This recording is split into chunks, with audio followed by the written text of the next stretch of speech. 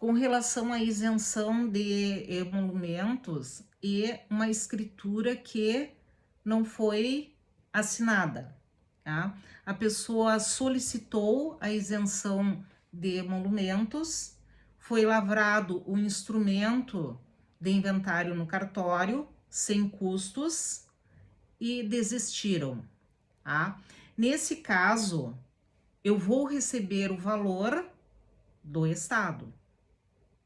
Mas se tu vieres de novo a pedir, eles não vão ter mais direito a essa isenção, certo? Mas não vai haver custos nesse caso, como não haveria. Agora, se tu encaminhares um inventário, né, tu vai fazer o pagamento de custas, de tudo, tá? Vai pagar ITCD, tabelionato, etc e tal, eu vou lavrar e emito o recibo. Vou tornar sem efeito e aquele ato, de qualquer forma, fica pago. As pessoas vão perder o valor do tabelionato, tá? Vão perder este valor porque, uma vez lavrado o ato, é devido, tá? Se as partes vão assinar ou não, o problema é delas. Eu fiz a minha parte. O que elas podem pedir de volta em qualquer um dos casos, né? Porque pode haver isenção de emolumentos, mas pode não haver isenção de ITCD, tá? Então, eles se enquadram para recolher ITCD, vão ter que pagar, tá? Eles não vão ter outra situação a não ser fazer esse pagamento. E aí, o que vai acontecer, tá? Eu faço uma certidão, uma declaração, pode pedir de volta o ITCD. Isto nós temos numa aula também, tá? Específico sobre isso. Por isso que eu disse para vocês, né? Nesse curso aqui, nós vamos trazer essas coisas, essas situações que vocês não encontram nem em livro nenhum, tá? Geralmente, quando eu tenho as minhas mentorias, são nessas situações, né? Eu tenho um caso assim, e até agora, nesse final de semana, eu tenho um ex-aluno, né, que hoje é advogado em Uruguaiana, e ele estava com uma situação, ele está trabalhando com regularização de imóveis lá, e aí ele disse, pá, professora, eu preciso resolver isso porque eu não achei em livro nenhum, eu não achei, e tem coisas que dependem realmente da nossa prática, né? Isso aí, com relação a como se faz o pedido de devolução de ITCD, também faz parte do nosso curso, tá bem? Eu vou mostrar para vocês, pelo menos aqui do estado, né? Que deve ter situações análogas, né, ou semelhantes em outros estados também, mas em todas, o imposto que foi pago e não foi utilizado, a gente pode pedir de volta, tá bom?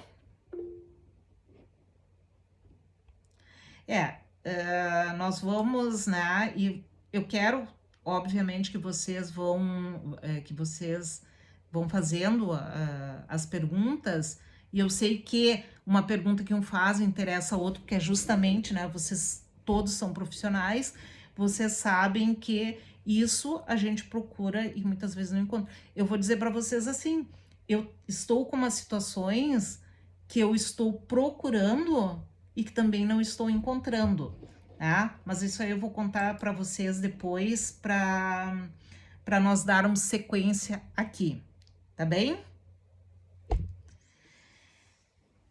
Vamos lá.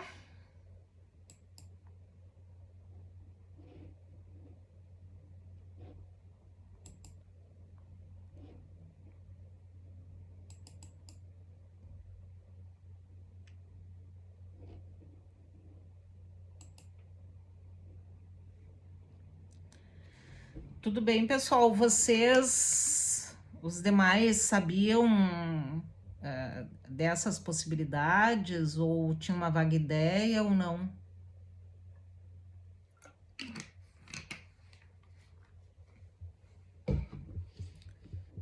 que a Josiane perguntou da... Como é que é aí, Andréa? Vocês têm essas situações também, deve ter, né, de possibilidade de...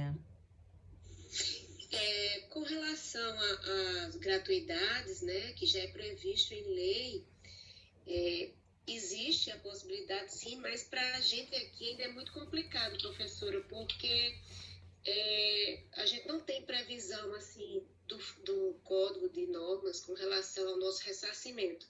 A gente ainda está lutando aqui até para ressarcimento de casamento gratuito, que aí também, se a gente fizer, fica por isso mesmo, a gente não recebe, porque não tem condição assim de repasse, né? Isso ainda é uma luta que a gente está tentando aqui na Paraíba. Então, ainda mais esses outros casos, né, de inventários e tudo isso, até que, como eu só tenho 1 ano e 4 meses de cartório, essas situações ainda não chegaram para mim, sabe? Mas é bem complicado aqui, justamente por questões financeiras, de arrecadação, né? Sabe que nós temos aqui, desde 2007, foi implantado aqui um recolhimento do que eles chamam de selo, o selo digital, que é um número que a gente solicita e que vai nos instrumentos, né? E cada ato tem um determinado valor, por exemplo, no reconhecimento de assinatura e autenticação, no reconhecimento e assinatura comum, nós temos 3 valores aqui no Rio Grande do Sul. No comum, que é 8,20, nós recolhemos 1,80 para o selo notarial de cada reconhecimento de firma. E escrituras, conforme o valor das escrituras, tá? No meu tabelionato, eu recolho geralmente entre 5 mil a 7 mil reais por mês de selo notarial, tá? Mas isso vai para um fundo que chama Funori, e quando nós lavramos atos gratuitos, a gente informa o código, né? É um código especial, e depois vem o ressarcimento para nós. Então, pelo menos isso dá. Mas o TJ daqui recolhe bilhões, né? Eu acho que essa é a diferença, porque até agora a gente só está sendo ressarcido de questões do cartório, registro de nascimentos, né, segundas vias, mas aí a gente está na luta agora para casamentos e aí por diante, né? Porque tem o fundo, a gente faz o recolhimento, mas ainda não dá. Aqui, quando foi previsto o fundo, já foi previsto isso aqui. E como são leis estaduais, né, como eu sempre digo, né, a maioria dos meus alunos é do Rio Grande do Sul, mas nós temos outras situações, e isso é muito boa troca de experiências, né? Porque algumas coisas que vão valer aqui não vão valer em outros estados. Então a gente vê, e daqui a pouco alguém muda, vai fazer alguma coisa em outro estado, né? Sempre tem que ver essas situações, tá bom? É bem enriquecedor, é muito bom, porque vai somando, né, o conhecimento. Eu estou gostando bastante do curso. Que bom. Justamente por conta dessa troca, né? É muito bom. E por isso mesmo eu estou pensando em depois nós fazermos uma aula extra, né? Até porque quanto mais a gente pensa em falar, né? Mais aparecem situações, porque eu montei todo o material do curso de vocês, e a hora que eu começo a ler e reler, eu digo, isso aqui eu vou ter que mostrar para eles, isso aqui eu vou ter que dizer para eles, né? E acaba ficando assim. E quem já foi meu aluno aqui, que eu tenho uns quantos alunos, sabem que eu falo demais, né? Acabo me passando aí, mas é muito boa essa troca mesmo. Obrigada, Andréia. Não.